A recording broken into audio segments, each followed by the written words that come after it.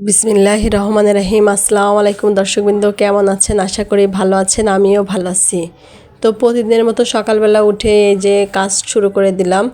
আজকে যে জুতার বক্সের উপরে কিছু ম্যাট আছে, কাপড়টা আছে, ধুলা পড়েছে। প্রতিদিন এত ধুলা পড়ে যে যতই বলুক যে আমি এই ডিপ ক্লিন করছি, সেই ডিপ ক্লিন করছি, কিন্তু তবে কোনো কথাই কোনো কাজ হবে না। প্রতিদিনই ধুলা আসবে, এটা আটকে রাখার জিনিস না। তো প্রতিদিনই পরিষ্কার করতে হবে কম বেশি। হ্যাঁ, আছে কিছু কাজ আছে যেটা মানে 15 দিন পর বা 1 মাস পর একটু ভালো করে ক্লিন করতে হয়, সেটা আছে। তারপরে প্রতিদিন ক্লিন করলে ওই একদিন অত বেশি চাপ নিতে হয় না। তবে আমি এই যে সব কিছু মুছে চলে যাব রান্নাঘরে। আজ কয়েকদিন ভালোই হয়েছে আলহামদুলিল্লাহ। কাজকর্ম সকালে সকালে শেষ হয়ে যায়, কারণ গুছিয়ে ফেলেছি। কারণ গুছিয়ে নিলে কাজগুলো খুব সুন্দর হয়। তো আমিও প্রতিদিনের মতোই এই যে আগে ঘুম থেকে উঠে আমি ফার্নিচারগুলো মুছে নেই, আর কিছু টুকিটাকি কাজ আছে সেগুলো করে টেবিল গুছিয়ে যায় রান্নাঘরে। তো রোজা এসেছে, চেঞ্জ হয়েছে, রান্নায় চেঞ্জ হয়েছে, খাওয়ায় চেঞ্জ হয়েছে, কিন্তু কাজে চেঞ্জ হয় না। সেই প্রতিদিনই ঘুম থেকে উঠে থালা বাটি, ডাইনিং টেবিল, আসবাবপত্র পরিষ্কার, ঘর মোছা, ঘর গোছানো, এগুলা দিয়েই আর কি দিন কেটে যায়। তো আমিও এই যে প্রতিদিনের মতোই সব কিছু ক্লিন করে নিলাম। আর এত ধুলা হয় কোথা থেকে যে আসে আল্লাহ মাবুদ সেই জানে। তো আমিও মোছা টোছা শেষ করে নিলাম। আর এই যে এই গ্লাসটা দেখতেছেন, এই গ্লাসটা আমি আমাদের বিবাহবার্ষিকী আমি আপনাদের ভাইয়াকে গিফট করেছিলাম। এই গ্লাসটা আমার খুব পছন্দ হয়েছিল। এই গ্লাসটা আমি আমাদের একটা মানে ছোট্ট শহরের দোকানে অনেক দিন ধরে, মানে প্রায় 2 বছর ধরে দেখতেছিলাম।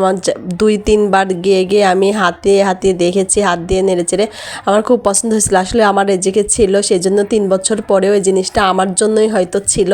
পরে আমি এটা পছন্দ করে কিনে নিয়েছি। আর এখানে যে বোয়াল মাছ আমি কেটে নিলাম, কেটে ধুয়ে সুন্দর করে পরিষ্কার করে নিলাম। আর আমি ভাগ ভাগ করে রাখবো। বোয়াল মাছটা বাড়ির থেকে আনা হয়েছিল অনেক দিন আগেই। যারা আমার আগের ব্লগ দেখছেন তারা হয়তো দেখতে পেয়েছেন, বুঝতে পেরেছেন। তো এই মাছটা কোনো কারণে খাওয়া হয় নাই, তো এখন হচ্ছে আমরা বের করে নিয়েছি, রোজার ভেতরে খেয়ে ফেলবো। এটা মানে ঝোল ভালো লাগবে না, অনেক দিন হয়ে গেছে, এটা ভুনা করলে ভালো লাগবে।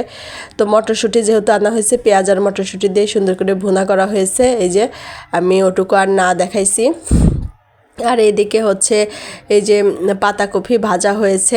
তো বরাবরই প্রতিদিন যা রান্না হয় তাই আর কি, একই রান্না একই দেখাইতেও ভাল লাগে না, তারপরেও দেখাই। আর এই যে আপনাদের ভাইয়া আবারও মটরশুঁটির ফল নিয়ে এসেছে। মটরশুঁটির ফল সেদ্ধ করে খাবে। ছোটোবেলায় আমরা এই মটরশুঁটির ফল কত মজা করে খেয়েছি। আমাদের বাড়ির সামনে যে মানে জমিগুলো ছিল, সবাই মটরশুঁটি বুনতো। আমরা সন্ধ্যাবেলায় সেগুলো ছিঁড়ে নিয়ে এসে আর কি সেদ্ধ করে খেতাম, ভেজে খেতাম, এত মজা লাগতো। আর সেই দিন কোথায় হারিয়ে গেছে, সাদা কালো দিন। তবে যাই হোক, এখন আগের মতো কোনো কিছুই মজা লাগে না, স্বাদ লাগে না। এখন শুধু মানে অন্যরকম চিন্তা ভাবনা আসে। তো আমি যে ভালো ভালো দানাগুলো, ফলগুলো বেছে নিচ্ছিলাম সেদ্ধ করার জন্য। আর বাদ বাকি যেগুলো থাকবে সেগুলো আমি হচ্ছে করে নেব, বিচি দানা ছাড়িয়ে নেব। তো এখানে যে বাছাবাছি করতেছিলাম, আর সেই ছোটোবেলার কথা মনে পড়ে যাচ্ছিল বারবার। আমার অনেক সময় ছোটোবেলার কথা মনে পড়লে চোখে পানি এসে যায়। আমি বুঝতে পারি না কেন এরকম হয়। মনে হয় যে সেই আগের দিনে যদি ফিরে যেতে পারতাম, ছোটাছুটি, দৌড়াদৌড়ি, খেলাধুলা, আর সেই বান্ধবীগুলো, সেই বন্ধুগুলো কোথায় গেছে হারিয়ে। এখন বাড়ি গেলেও কাউকে দেখা যায় না, কারো মুখটাও দেখা যায় না, যে যার যার কর্মব্যস্ততায় ব্যস্ত হয়ে গেছে। আর বান্ধবীদের সবাই বিয়ে হয়ে গেছে, সবার বাচ্চা কাচ্চা, সংসার নিয়ে আলাদা। তাদের মতো তারা, মানে আমি গেলে তারা আসে না, তারা আসলে আমি যাই না, এরকমভাবে আর কি দেখাই হয় না। তো গেলে খোঁজ নেই। এই যে দানাগুলো ছাড়িয়ে ফেলেছি। আর এখানে আমি এই যে বিকালবেলা আর কি চলে আসছি। তো আপনাদের ভাইয়া হঠাৎ করে ফোন দিয়ে বলতেছে প্রতিদিন মানে ইফতারি ভালো লাগতেছে না, চেঞ্জ করো। 3 দিন না হইতেই চেঞ্জ আর কি। তো অল্প একটু চুলা ছিল সেদিনের সেদ্ধ, তো আমি ওর মধ্যে যে বড় মটরশুঁটির দানা কয়েকটা দিয়ে ওইটুকু একটু সুন্দর করে ভুনা করব, একটু অন্যরকম করে। কারণ আমার শাশুড়ি হচ্ছে এমনি বেশি মশলা দিয়ে সেদ্ধ করা পছন্দ করে না, যার কারণে আমি একটু পেঁয়াজ রসুন আর একটু দিয়ে আজকে মানে ভুনা করব। কারণ হচ্ছে আমার ছোটো ননদ খুবই পছন্দ করে এরকম করে ভুনা করা।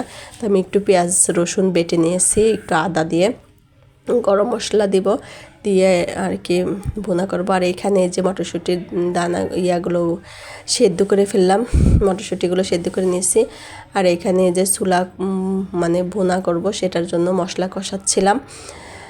তো এদিকে আবার হচ্ছে ওই যে বললাম না একই খাবার ভাল লাগতেছে না বারবার বললো, পরে আম্মা আবার বলল যে তাহলে কয়েকটা হচ্ছে বানাও, আলুর চপ বানাও। তো আলুর চপটা বানানোর জন্য পেঁয়াজ বেরেস্তা করে নিলাম, আর ওদিকে আলু সেদ্ধ করে রেখেছি, সেটা তো দেখতেই পেলেন। তো আমি এখানে একটু আলু দিয়ে নিলাম, সেদ্ধ আলু দিলে ভালোই লাগে, খারাপ লাগে না। তো এই যে আমার হয়ে গেছে, দেখেন কি সুন্দর লাগতেছে। আজকেরটা বেস্ট হবে, কারণ ওটা আমরা মানে শুধু তেলে দেই আর কি। আজকে একটু অন্যরকম করে করব। আজকে আমার ভালো লাগবে না যদিও জানি, তারপরেও শুধু আমার ছোটো ননদের জন্য করলাম। আর এইখানে হচ্ছে এই যে আলুর চপ বানানোর জন্য আমি শুকনো মরিচে কিছু কাঁচামরিচ আর হচ্ছে পেঁয়াজ, একটুখানি কাঁচা পেঁয়াজ দিয়েছি, বেশি দিইনি। আমি একটু বেশি করে বানাবো, কয়েকদিন আর কি 2-3 দিন যেন হয় এরকম। আর এখানে একটু চাট মশলা দিয়ে নিচ্ছিলাম, দিয়ে আমি সুন্দর করে মাখিয়ে নিচ্ছিলাম। আর সবাই কম বেশি পারেন, জানেন যে আলুর চপ কীভাবে বানায়, যার কারণে আর কি বেশি আমি দেখাইলাম না। আমি যতটুকু করলাম ততটুকু। আর এই আজ 5 দিন হয়ে গেছে আর কি রোজা, 5 রোজা চলে গেল। আমি ভয়েসটা পরে দিচ্ছি। তো আমি যেদিন ভিডিওটা আপলোড করব সেদিন হচ্ছে 6 দিনের রোজা হবে আর কি। তো যাই হোক, এই 6 দিনে আমাদের মানে কয়েকদিন ভাজাপুরি খেয়ে আর ভাজাপুরির ভিডিও দিতে দিতে এখন আর ভালো লাগতেছে না ভাজাপুরির ভিডিও দিতে। প্রতিদিনই এক ভিডিও চেঞ্জ করা যাবে না, কারণ হচ্ছে এই তো করি আমরা সারাদিন ঘরের মধ্যে, 1 মাস জুড়ে এই চলবে। তো যাই হোক, কম বেশি একটু চেঞ্জ হবে। যেদিন একটু বড় ভিডিও যাবে সেদিন পুরা রান্নাটাই যাবে, আর যেদিন ছোট ভিডিও যাবে সেদিন শুধু একটা ভিডিওই দেব। যেমন বেগুন ভর্তার রেসিপিটা শুধু দিয়েছিলাম, এরকম টুকটাক কিছু ছোট ছোট ভিডিও দেওয়ার চেষ্টা করব যেন আপনাদের দেখাও সুবিধা হয়। আর এই তো কথা বলতে বলতে আমার ভাজাপুরি ওইদিকে শেষ হয়ে যাচ্ছে, আর আমার আর কি সময়ও শেষ হয়ে যাচ্ছে। আলুর চপটা কেমন ভেজেছি কমেন্ট করে জানাবেন অবশ্যই। আর আমার এক আপু আমাকে কমেন্ট করেছে, আপু আপনি মুরগির পটি পরিষ্কার করতে করতে অস্থির হয়ে যাচ্ছেন। হ্যাঁ আপু, আমি আসলে মুরগির পটি পরিষ্কার করতে করতে অস্থির হয়ে যাচ্ছি। আর এই যে রোজার কারণেই ধরে রাখার ব্যবস্থা করেছি যেন আর ও বাইরে বেরোতে না পারে। আর এই তো কমেন্ট করে অবশ্যই জানাবেন আমার আজকের ইফতারির আয়োজন কেমন হয়েছে। ভালো লাগলে অবশ্যই লাইক কমেন্ট শেয়ার করে দিবেন। ভালো থাকবেন, সুস্থ থাকবেন, আমার চ্যানেলের সাথে থাকবেন। আল্লাহ হাফেজ।